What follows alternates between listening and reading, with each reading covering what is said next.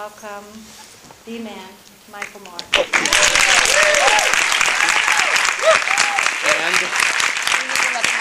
the woman. Do you have a microphone? There we go. Do you have one, Michael? And the producer of this film, Megan O'Hara. We need another microphone. Megan? There we go. Okay. It's not like we don't have anything to do tomorrow morning. Clearly, I'm not the one who needs the beauty sleep. I just wanted to ask you a couple of questions. And the first one is, how did you ever get a camera there when that guy was sewing his knee up? He was one of thousands who sent us various things along the way. And specifically in his case, he was from Flint.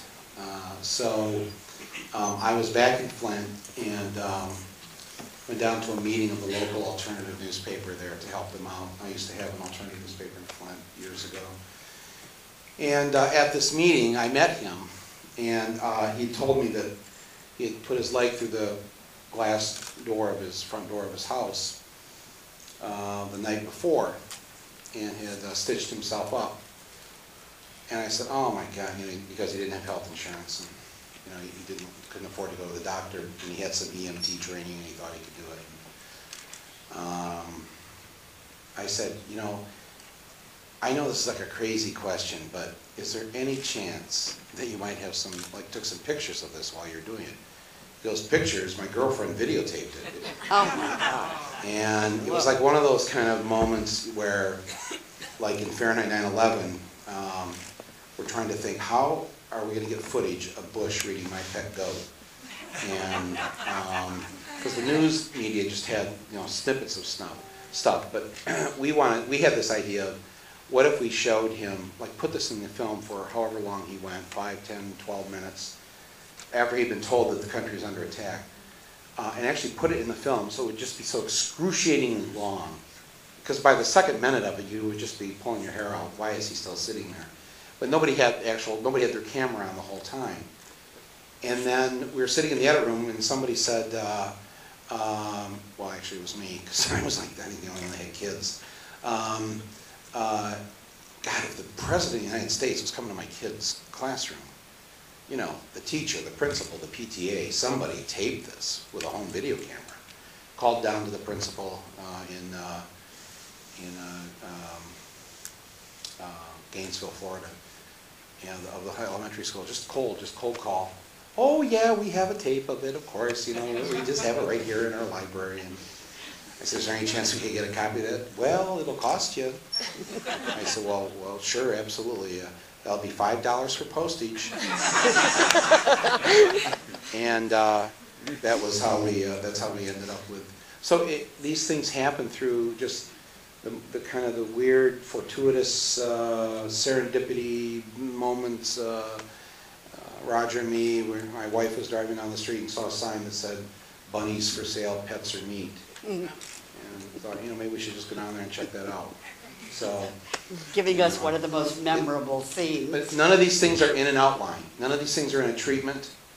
All of them happen by keeping your peripheral vision, literally and figuratively, open while you're making a documentary, so that you're not just going for the thing you're supposed to be there for, but you see everything else around you. And frankly, I learned that from watching the old Letterman show when he was on NBC late at night, if you remember that, when he had that great show on at 12:30 at night.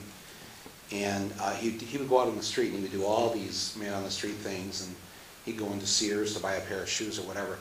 And the funniest stuff wasn't the guy selling him a pair of shoes. It was the people in Sears either watching it going on or something else going on in the aisle over, and they would do a cutaway to that, and it was just always got the biggest laugh. And so I started thinking then when I was younger about that form of comedy, and how oftentimes what works best is not that which is most obvious. I'd like to know what has happened as a result of Sicko. We've only got 10 minutes. You all right. Well, one positive result was last summer. The candidates, I think, were forced to deal with this and put it on the political agenda for this election year in a big way, because people who saw the movie would ask the candidates wherever they went, did they see sicko? What's their position on universal health care, and specifically the private insurance companies that control it. And so Edwards ended up having a plan closest to what needed to happen. And of course, he's no longer part of the campaign. Clinton and Obama are on the wrong path. Both of them still would allow private insurance companies to control our health insurance or health care system. And that's what really has to change, and they don't get it yet. So I think the change is going to come about if we elect members of Congress who will say, when they're campaigning this year, that they support H.R. 676, the John Conyers bill for universal health care. And we still have primaries to go for our members of Congress who are running for office, and I think that we have to be very loud and vocal, those of us as citizens, demanding that these representatives take a position in support of H.R. 676 here in the next few months. And I think if Congress, and we already have 1/4 of Congress as co-signers of this bill, we only need half to pass it. No Democratic president will veto a universal health care bill. I think, so if it comes from Congress, President Clinton or President Obama will sign that bill. President McCain will not sign that bill. So I'm hoping to still push these candidates. That's why I've not endorsed either of them yet, because I'm hoping to see a little more movement. Obama had it right back in '03 when he said that if we could start from scratch, a single-payer system would be best.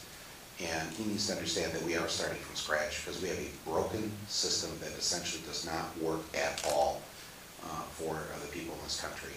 So we are at scratch, and Obama needs to just go back to the original position that he held. Excellent movie. I'm Cuban. I'd like to know why did you choose Cuba as an example for free healthcare? Comedy, mostly comedy reasons.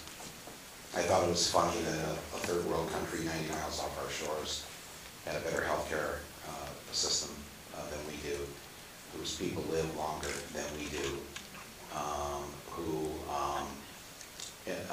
while they don't necessarily have all the gizmos and gadgets that we have, their basic philosophy is exactly what it should be. And I wanted Americans, when they see that, to ask the question, how can a poor third world country, 90 miles from our shores, have what the richest country in the world can't do? And I just, on some level, I just thought that was hilarious, that they could pull that off. And then, of course, I've been very disturbed by what's been going on in Guantanamo Bay and all that, and the irony that the so-called terrorists have better health care than many Americans, again, hit my funny bone. And so usually I'm making my decisions a lot on what makes me laugh.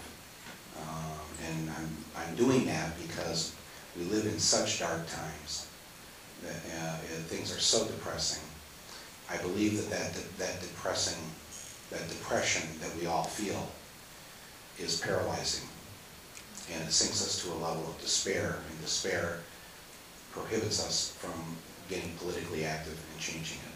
So I use humor in my films to have the audience leave the theater not depressed but angry, because angry is an active emotion. And the humor helps lift you out of your depression to get you mad, and hopefully if you get mad, you'll go do something.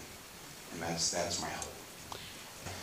I think, it's the whole thing about documentary is, it's like we got put into a ghetto a long time ago called documentaries. And we don't have the time here tonight to get into this, but myself and the IDA and other documentary filmmakers are going to spend more time to turn this around, because it's really about making a good movie. And fiction or nonfiction, all of us just want to go see a good movie, don't we? And something that moves us, that inspires us, that agitates us, that makes us question what's going on, gets us thinking, gets us laughing, gets us crying, all that stuff, right? That's why we go to the movies. And I believe documentaries should be doing that.